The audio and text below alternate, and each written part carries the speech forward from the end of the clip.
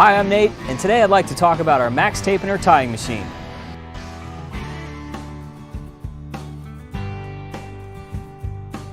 The Max Tapener hand tying machine ties plants with simple squeeze so one person can do the work of three. The original Max Tapener is a proven time saver for nurserymen, tree growers, vineyards, and orchards. In this video, I'd like to show you how to load the Max Tapener and give an example of how it works. So before you get started, you'll have to have a set of MXST staples and a roll of 1/2-inch plant tie ribbon. First, to load the Max Tapener with plant tie ribbon, open the ribbon holding area covers. Place the plant tie ribbon in so that it will unwind in a clockwise direction. Simply feed the ribbon along the Max Tapener like this and close the tape covers. Finally, you'll need to feed the tape through the slotted opening at the front of the Max Tapener, as seen here. Now you're ready to load the Max Tapener with staples.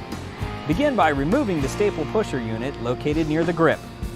Be sure to load the staples in with the teeth facing up, as seen here. Lastly, reinsert the staple pusher unit and snap securely back into place. Now that we've showed you how to load the Max Tapener, let's show you an example of it in use. In this example, this stick will represent our young plant, and this one will be our stake. Give the Max Tapener a half squeeze to get the tape started, and just that fast, you've tied, stapled, and cut your plant tie ribbon. Let's see that again up close in slow motion.